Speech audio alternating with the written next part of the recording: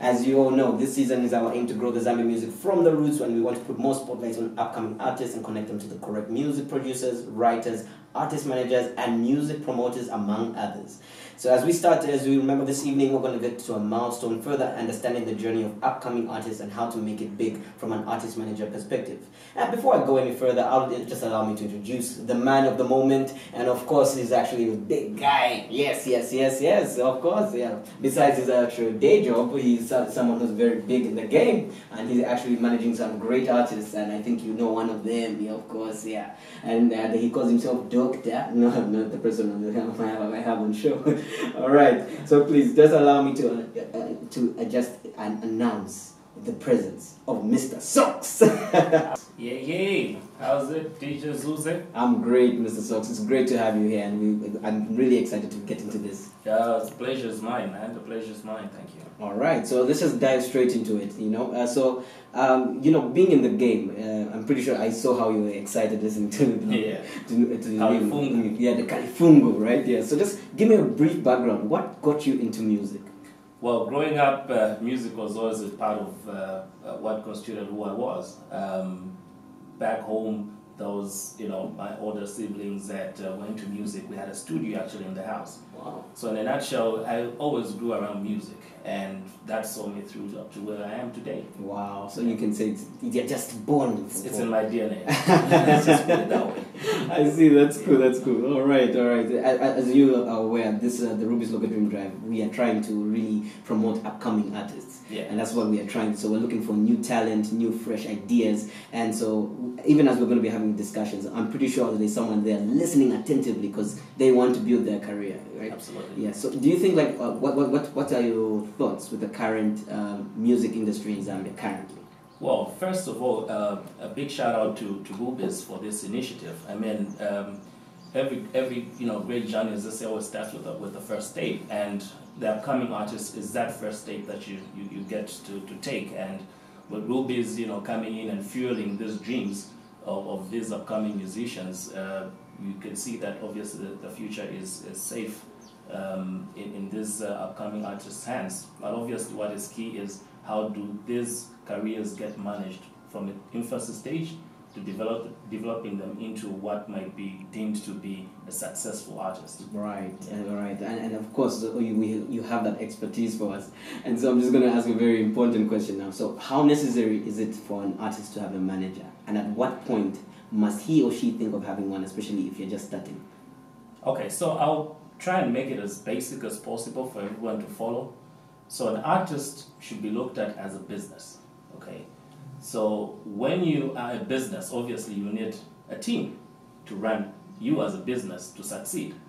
So it doesn't matter at what point you are on stage. If you're starting out as an artist from the get-go, you must have someone to manage you. Right. That's the only way then you're going to define the boundaries in terms of how far you go, in terms of how you break certain barriers, and what networks you need to tap into to make it. It's not enough to just have the talent, but it's also about how you make that talent visible and how people can follow you and then relate with your music, and that requires a manager.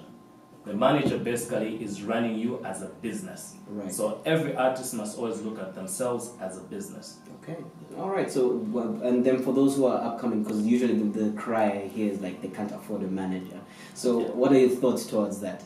Okay. So again, it's the same thing of you looking at where you're positioned as an artist. You are actually pretty much the employer. And for an employer, there's two ways in which you can get an employee on board. Right. An employee in this sense would be the manager.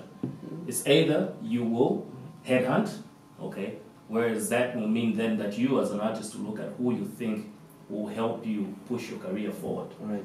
Or you apply for the job, which is now the person who's looked at you as an artist thinks that they can actually add value to you as a business and help you reach your destination. Okay. And so, like I said, it's always a business perspective-driven kind of life when it comes to music. Gone are the days where you do music just for fame. People do music for a living, and there is good money in music. but you need structures. Okay. Therein lies the issue of the manager. So from the get-go, you must have a manager, either identified by yourself or a manager that identifies you, but you must have the chemistry. Ah, great. That is lovely. So those are the wise words of Mr. Soks, being a producer in his own right and manager, of course, and being the CEO of Elation. He knows what he's saying. I'm pretty sure you get this a lot, and maybe it's I think even when we're having our introduction, is there a big difference between a manager and a music promoter? Okay. So again, I like to keep things pretty simple. When you're talking about a promoter, you're pretty much looking at an agent. Okay, so you've got a principal-agent relationship, and an agent pretty much works for a commission. So the agent is not necessarily part of the business, but they get to do things for you. I mean, we all talk about real estate agents and everything. They'll come in, do what they have to do, and make their money. That's what a music promoter basically does. They look out for shows for you. They'll go out there. They know you've got the talent, they can see opportunities, they'll arrange shows for you, and they'll get paid their money, and you get paid your money. Okay. But when it comes to a manager, that's now deep. That's a relationship. Okay.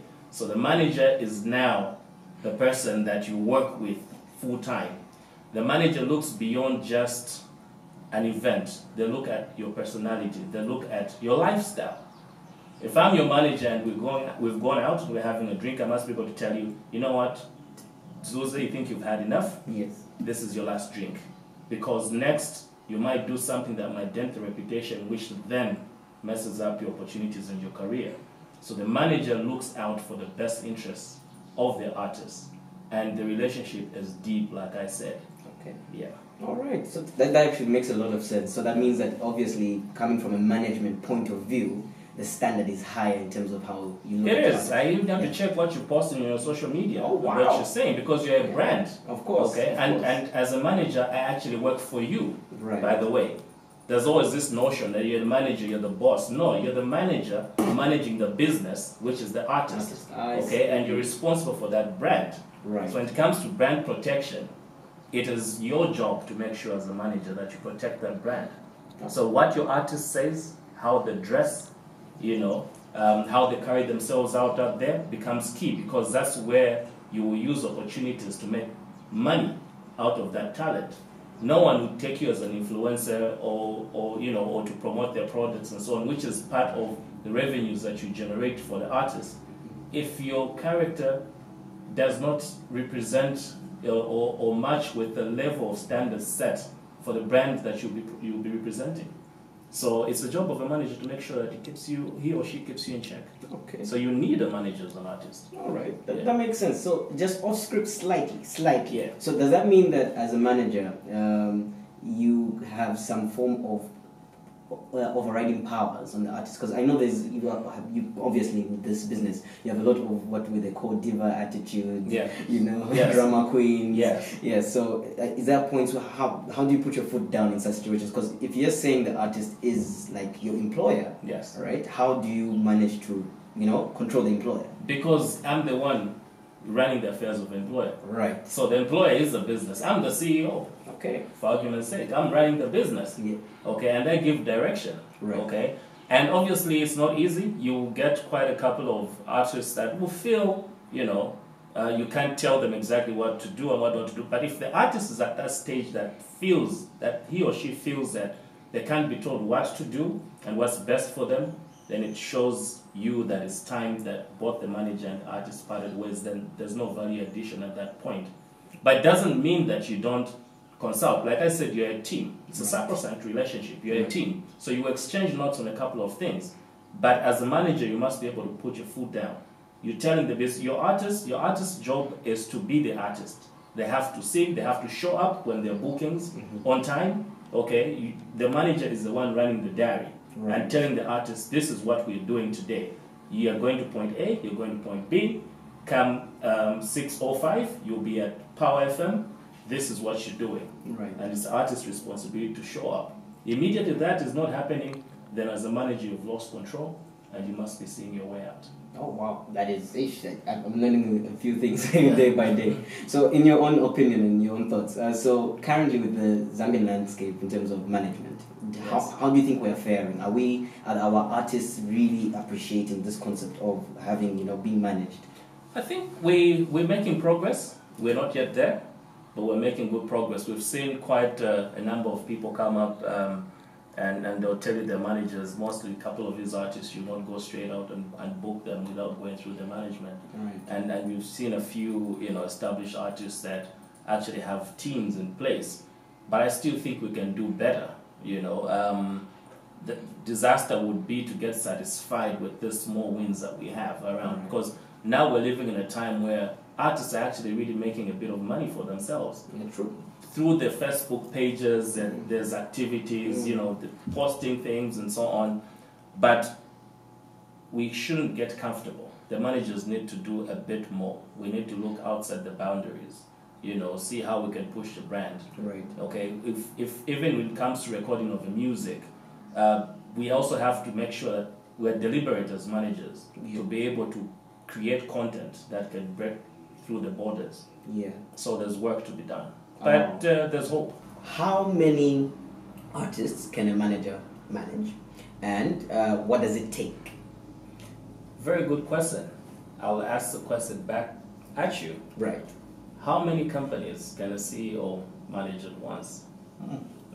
Okay. That's pretty much what you're looking at. Like I said from the beginning, an artist is a business. Right. Okay. Probably three artists you can. 4, 5, you're really pushing it. Because remember, everyone has got their own way of doing things. Right. Okay. And you'll find that from a record label perspective, okay, we have 6 signed artists, okay, but we have 3 managers. Right. Okay. And the reasoning is simple.